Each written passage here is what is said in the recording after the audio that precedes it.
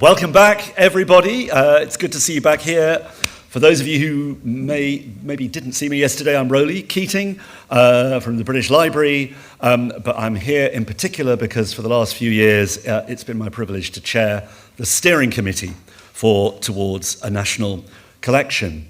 And I hope you've all had a stimulating and enjoyable couple of days here. The focus has been on information, inspiration, knowledge exchange. I hope it's been useful for everyone who's attended. I know none of us have been able to attend everything, but I know every session I've been has given me lots of practical ideas and thoughts about practice. But we're all also gathered here to keep an eye on the near-term and long-term future, and for a major program like this, to begin to think about how we, almost as a nation and a sector, think at scale about these things. So it's vital that across the course of the program, it's been possible to distill what we've been learning into recommendations that can influence policy at national level. And that's what this final leg of the conference is really all about and focusing on. In a short while, Alan Tudlow from Arts and Humanities Research Council is going to chair an expert panel from a policy perspective looking to that future. But first of all, we want to actually finally launch the recommendations document, which has been created in parallel with the programme and with the discovery projects over the past 18 months or so. It's called Unlocking the Potential of Digital Collections. You will be able to scan it, if you haven't already, and download it with the QR code on your badges.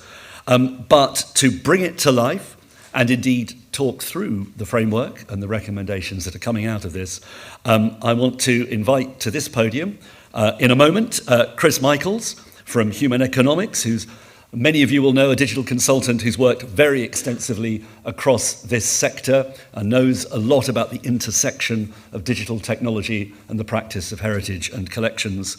But before we bring Chris to the podium to say a few words to introduce the document, I want to welcome someone who has been, of course, at the heart of this, who does have a day job at Historic Environment Scotland, but has dedicated 4+ years or more of her life to being programme director of Towards a National Collection.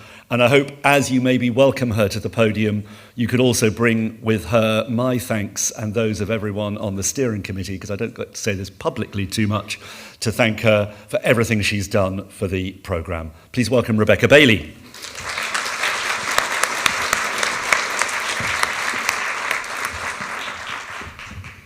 Thank you very much, Rowley. Thank you for the kind words. I would absolutely share that thanks with my team. They've worked phenomenally hard to bring this event together, as well as our normal day-to-day delivery of the programme, so thank you to them. So I just wanted to give really a little bit of context to kind of how we got here and what the document is for. So essentially, we're looking to make a call to action for cultural heritage organisations and funding bodies to come together in pursuit of this particular critical goal, and that's the development of an inclusive, accessible, interoperable and sustainable UK digital collection. As you came into the room, you should have been given a copy of the English language version of the document. If your native tongue is Welsh, or if you work with colleagues in Wales, and particularly any funders or government representatives in Wales, please pick up a copy of the Welsh version at the reception desk on the way out and take it back to your contacts. If you don't want to carry it, if you're on Ryanair, let us know and we'll post it out. But please, we need those contacts to get that to the right place. We also have spare copies of the English language. If you're not the boss, if you're not the head of the funder, take it home with you, give it to your boss, give it to the decision makers, and please, let's get this on everybody's desks. So, how we got here, the whole programme, everything you've been hearing about in the last 2 days, we've drawn the lessons from all of those things and from all of the commissioned research, that's been undertaken. We've been guided beautifully and skillfully by our steering committee. We convened a special scoping group of particular technical experts, and we've done a sector consultation. And all of those things were brought together into the policy recommendations. This is not the final report of the whole programme. This is one of the legacy outputs. So you will not see in this document everything about every single project. You will see what we have distilled from it that we think should be taken forward. The consultation was absolutely key to the development of this document. This wasn't just me, Chris, and Javier, the man behind the screen, who's been very critical to this. This wasn't just us sitting in a dark room writing and writing. This was about us trying to come up with the concepts, draw the lessons, and take that out to the community. And really, I just wanted to say a huge thanks to everyone who contributed to that consultation process. You were absolutely critical in the shaping of the document. We got some fantastic insights. We've got some of the people who gave those fantastic insights on the panel following this, and they can say a little bit about that. But we deliberately put a very skeleton draft out. We then completely reworked it from the first consultation. We put it out again, and we were able to make further refinements. So we had 50 organisations in total who generously shared their knowledge.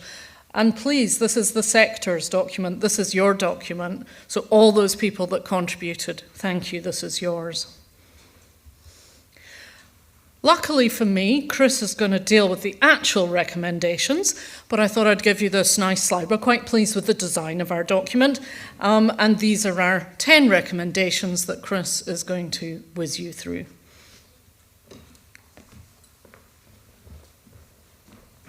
Thank you, Rebecca. It's a delight to be here and to see so many friends and colleagues from across the sector. So like Pat Sharp or David Kidd-Jensen, I'm going to be reading out your top 10 policy recommendations for the future of collections digitisation in the cultural heritage sector. So this is a very beautiful infographic that gives you the whole 10, but we're going to start at the beginning with numbers 1 and 2. So these 10 ideas are summary explanations on best practice approaches to digitisation. Each one comes with real-world case studies. This comes from the things the sector, both in the UK and around the world, has done, the things that it has done to bring these incredible bodies of digital collections to life. And all of it is referenced with relevant training materials that have already been launched at this conference to help their adoption.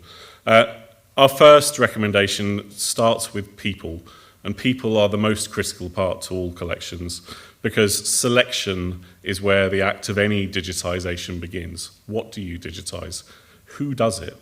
And our answer to that is simply that building digital collections must be done in more diverse and inclusive ways. I've heard brilliant talk this morning about values and ethical frameworks. We need more diversity in how we create the collections, who participates in doing it, and the thinking and collaboration that goes into that work. That is the basis on which everything else happens, so it has to be our first recommendation.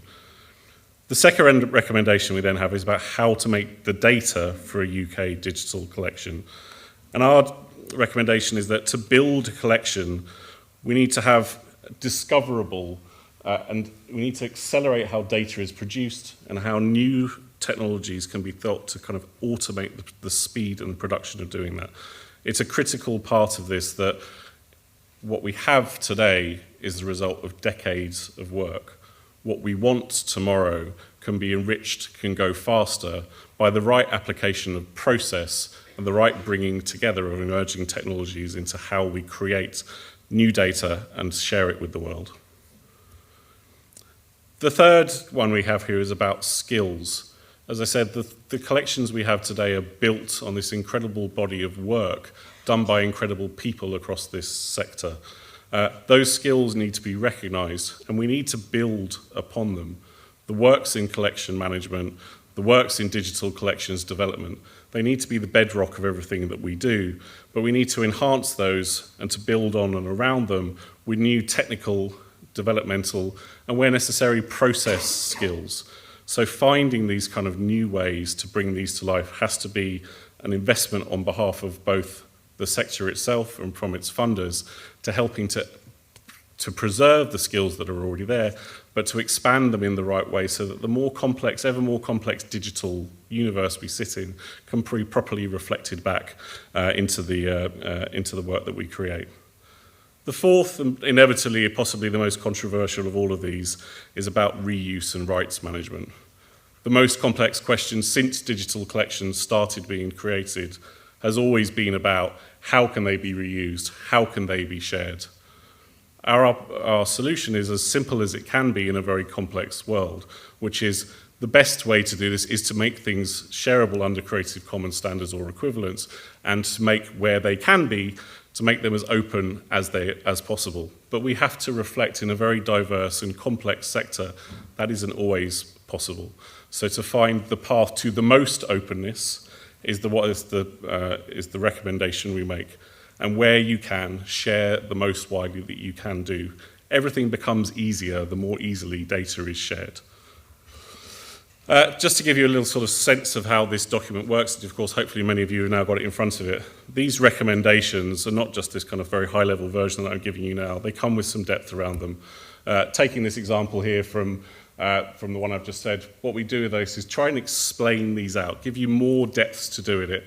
But this is really kind of executive summary level, so that for those of you who need to go and make the case to senior managers, those of you, as Rebecca says, who need to go and talk to funders, this is the kind of strategic view of why and how this should be done. It's backed up with case studies. So here we talk about the use of IIIF, an amazing technology, particularly around image management, that we think is kind of critical to this. So hopefully through this, and then through the use of training module, the right references to the training modules, this becomes not just strategically useful, but practically useful. No one document of this type will ever cover all of those bases, but this goes from that, I said, that kind of 30,000 foot view right down to some very practical things that you can start to do today to reflect and respond to this. Moving on then to access and engagement. Number 5 here in a way is the one that this is all being done for. To give people access to this data and finding ways to engage with it is why ultimately collections should exist in the first place for their public purpose and value. And what we wanted to reflect with that is about how building that collection, the data and platforms in which they use need to be accessible and meaningful to everyone. Whilst this is a program that is about research, its end users are not just researchers, but potentially the whole world.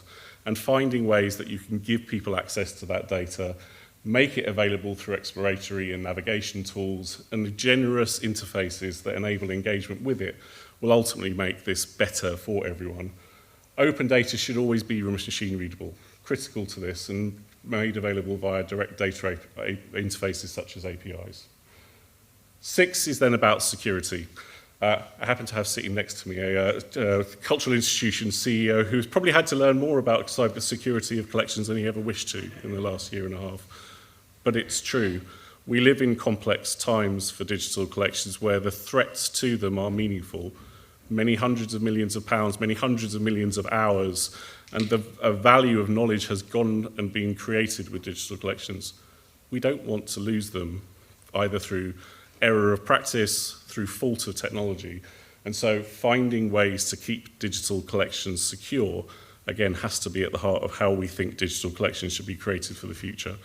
There's much work to be done in an area like this to find the best methods and find how they should be kept safe. But it has to be, I said, a kind of starting point of this, that security has to be absolutely essential to how we think about digital collections for the future.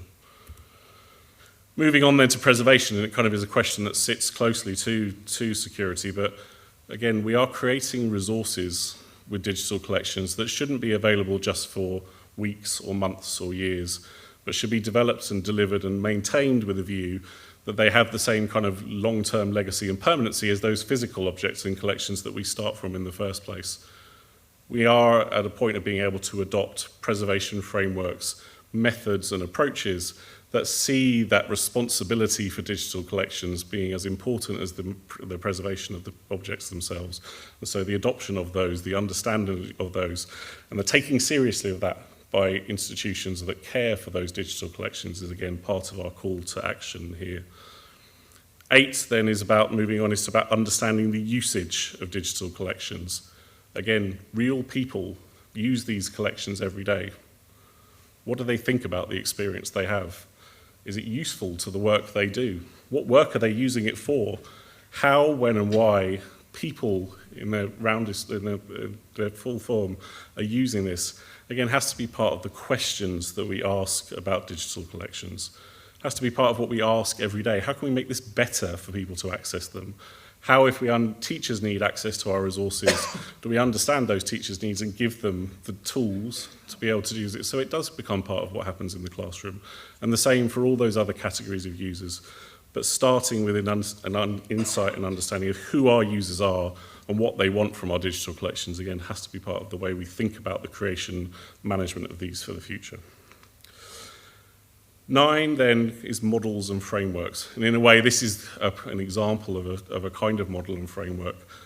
What struck me is in a lot of the work here that was different about the way we work with digital collections in comparison to some of the other work done across the digital humanities and parallel domains is what we haven't quite built is these strong, stable, resilient models and frameworks for how we do things that can last over decades and generations.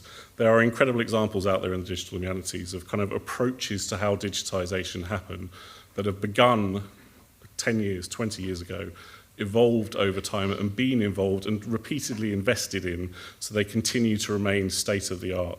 This is part of what we need to think about with our digital collections here.